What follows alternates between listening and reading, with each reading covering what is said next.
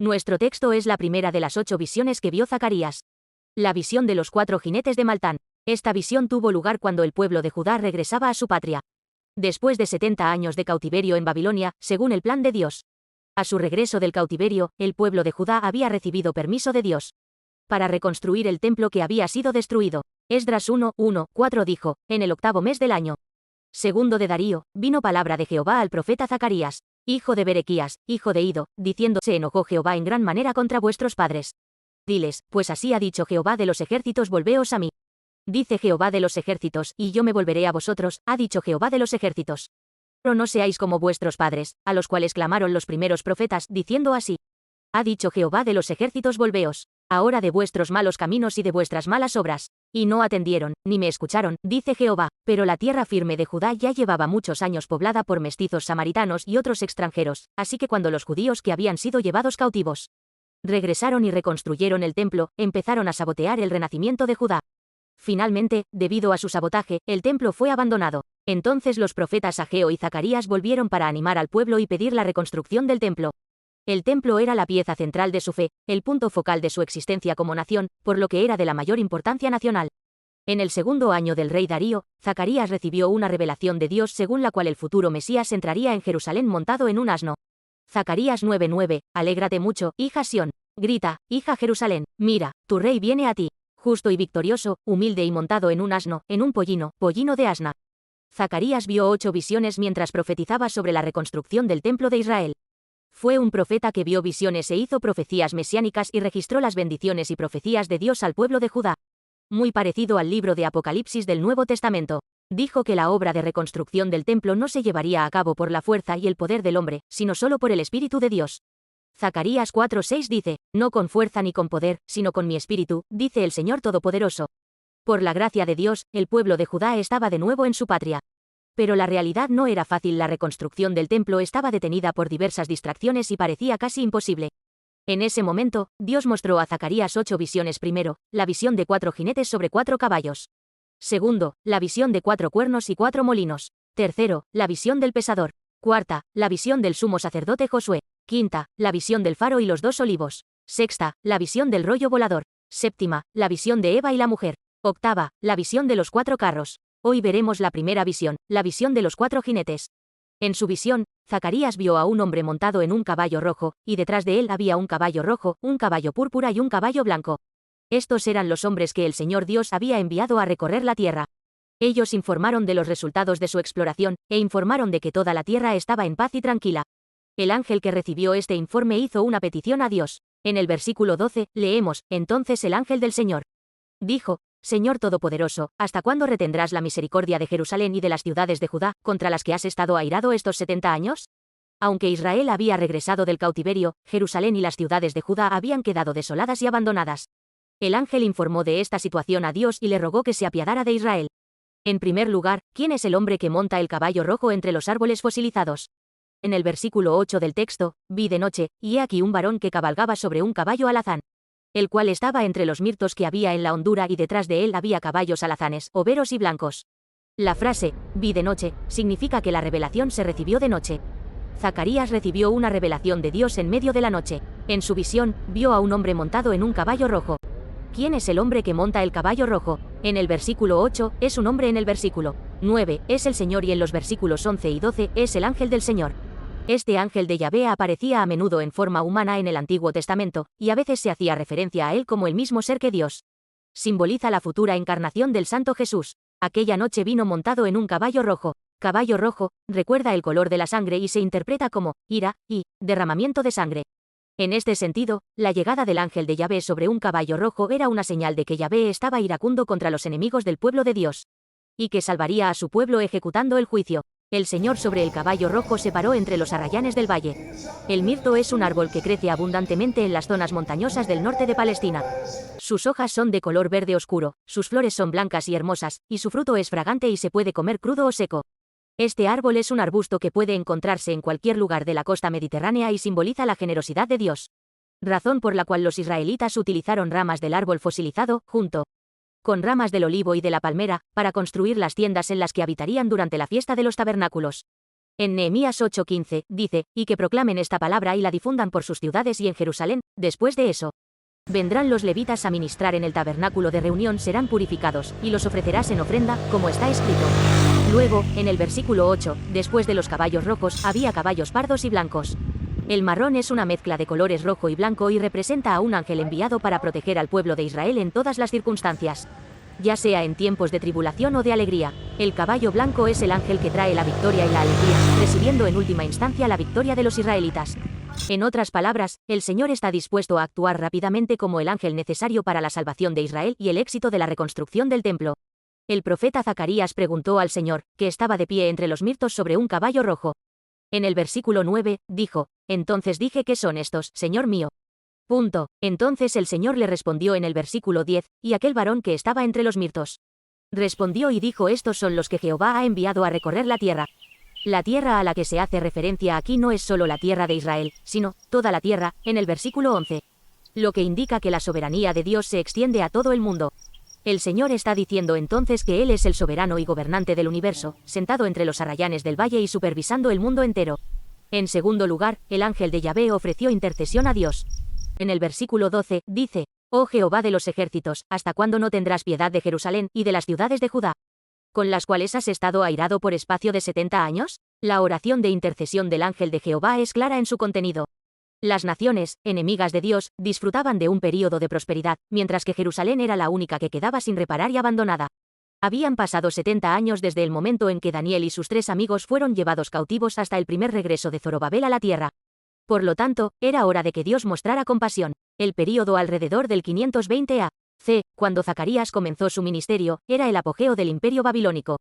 Aunque la paz y la prosperidad del imperio babilónico habían propiciado el regreso del pueblo de Judá del cautiverio babilónico, nunca habían recuperado su gloria y prosperidad como pueblo de Dios. El contraste entre las naciones e Israel en aquel tiempo era muy marcado, y parecía estar muy lejos de las expectativas y esperanzas de Israel.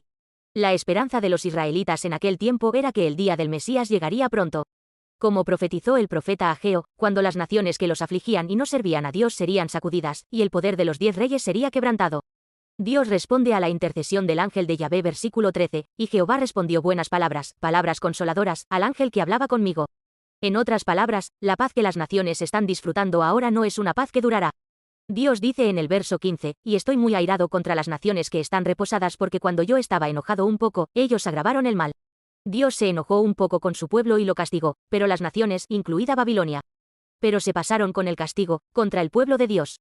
En otras palabras, Dios utilizó a Babilonia y Asiria como instrumentos de disciplina para llevar a su pueblo al arrepentimiento y enderezarlo. En otras palabras, naciones como Babilonia y Asiria eran los garrotes, palos y látigos de Dios para hacer entrar en razón a su pueblo. Así que debían ser una llamada de atención para los israelitas. Así que Dios les dijo, sí, golpead a mi pueblo, para que mi pueblo despierte un poco. ¿Y qué hicieron? Se excedieron. Dios solo estaba un poco enfadado con ellos, y ellos se encargaron de aumentar el sufrimiento del pueblo de Dios y de pisotearlo demasiado.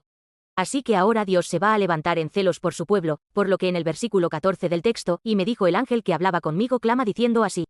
Ha dicho Jehová de los ejércitos, celé con gran celo a Jerusalén y a Sión. Ahora Dios está, y estoy muy airado contra las naciones que están reposadas. En el versículo 15, Él no lo va a permitir, y ahora viene un día de juicio para ellos también.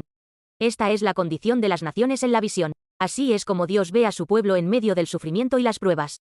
Este es el futuro del pueblo de Israel, el futuro del pueblo del Señor, en la palabra de Dios. Esta es la profecía de Dios a través del profeta. Dios trabaja entre bastidores de la historia del mundo con una mano personal y deliberada, pero a menudo no nos damos cuenta. Muchos creyentes piensan que Dios no está muy involucrado en los asuntos de este mundo caído. Porque piensan, si Dios está involucrado en todos los aspectos de la historia del mundo, ¿cómo puede ser este mundo tan malvado y feo? Pero Dios no se queda sentado observando un mundo tan corrompido y caído y no hace nada al respecto. Pero Dios no se queda sentado y deja que las cosas sucedan como nosotros. Dios tiene un plan definido para la historia de la humanidad, y Él personalmente está haciendo girar las ruedas de la historia hasta alcanzar esa meta final. Por eso tiene en sus manos el destino de los individuos y de las naciones, y los dirige según su voluntad. El estado del mundo en los días de Zacarías era también resultado del control de Dios. Jerusalén siendo tragada por las naciones y luego siendo restaurada de nuevo fue todo debido a la intervención directa de Dios. Incluso aquellas naciones que están en paz cuando llega el momento, Dios está tratando con ellos. Así Ageo 2:21, 22 dice, y trastornaré el trono de los reinos, y destruiré la fuerza de los reinos de las naciones. Trastornaré los carros y los que en ellos suben, y vendrán abajo los caballos y sus jinetes, cada cual por la espada de su hermano. En tercer lugar, Dios es el dueño y soberano de toda la historia. Por tanto, el mundo no discurre según la voluntad del hombre, sino según la voluntad de Dios. ¿Cuál es el mensaje último que intentaba mostrar la primera visión que vio Zacarías, la visión del hombre del caballo rojo? Se da en los versículos 16, 17 del texto. 6 Por tanto, así ha dicho Jehová: yo me he vuelto a Jerusalén con misericordia, en ella será edificada mi casa. Dice Jehová de los ejércitos, y la plomada será tendida sobre Jerusalén. 17 Clama aún, diciendo: así dice Jehová de los ejércitos. Aún rebosarán mis ciudades con la abundancia del bien, y aún consolará Jehová a Sión, y escogerá todavía a Jerusalén. Dice dos cosas. Primero, mi casa será edificada en medio de ella, el templo de Jerusalén será reconstruido de nuevo y con ello, mis ciudades. La ciudad de Dios, volverán a ser abundantes hasta rebosar. Dios, por medio del profeta Zacarías, les prometió, en medio de su sombría realidad, tanto la reconstrucción del templo de Jerusalén como la restauración de su ciudad. Por eso, aunque camine por el oscuro valle de la sombra de muerte, confiaré en el Señor, que está conmigo en el valle de la sombra de muerte, que viene y me visita. Lo que le sucedió a Sadrac, Mesac y Abednego cuando fueron llevados al cautiverio babilónico, cuando mantuvieron la integridad de su fe sin concesiones. Fueron arrojados al horno de fuego por el rey Nabucodonosor. ¿Por qué Dios permitió que sus amados hijos fueran arrojados al fuego?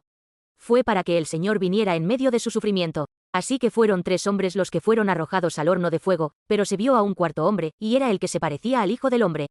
No hay nadie como el Hijo del Hombre, que viene en medio del sufrimiento, sino Jesucristo. El Dios de Emanuel viene a su pueblo cuando está en angustia. Así que en tu tiempo de prueba, confía en el Señor que viene a ti en tu angustia. El gran predicador, reverendo Spurgeon, sufrió mucho en sus últimos años a causa de varias enfermedades, y un día, un miembro de la congregación lo visitó y le dijo: ¿estás enfermo? Y él respondió: sí, estoy enfermo. Duele mucho, pero el Señor está más cerca de mí que este dolor, y con acento agudo: ese es mi consuelo. La enfermedad es dolorosa, y el sufrimiento es duro, y aunque ande por el valle de sombra de muerte, no temo mal alguno, porque el Señor está conmigo, porque Él está conmigo. Incluso después del regreso del cautiverio babilónico, el pueblo de Dios tuvo una vida dura. Pero eso no es todo, pues el texto dice en el versículo 16, por tanto, así ha dicho Jehová: yo me he vuelto a Jerusalén con misericordia. Está diciendo que la relación entre Israel y Dios se ha restablecido.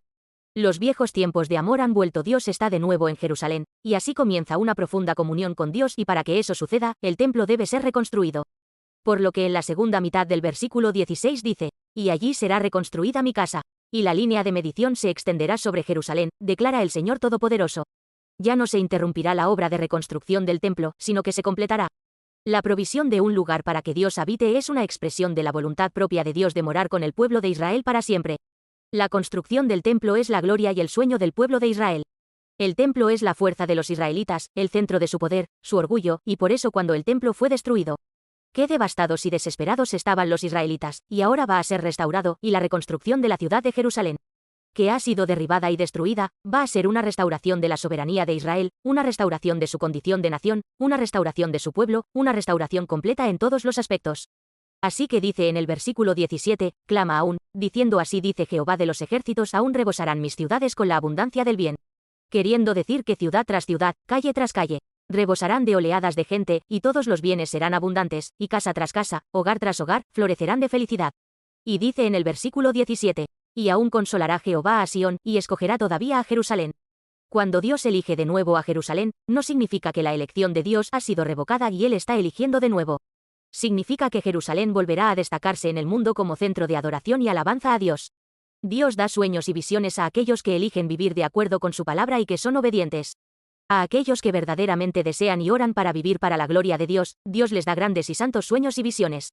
Se ha dicho que antes del regreso del Señor, habrá una gran cosecha con la última gracia de la lluvia tardía.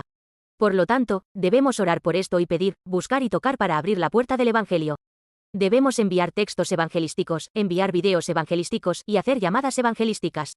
Debemos orar para que la palabra del Evangelio se extienda a los teléfonos celulares de las personas en todo el mundo a través de Internet.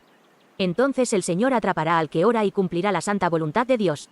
Oro para que en estos últimos días, cuando el regreso del Señor esté cerca, los individuos y las familias tengan y usen estos santos sueños y visiones de salvación del alma dados por Dios.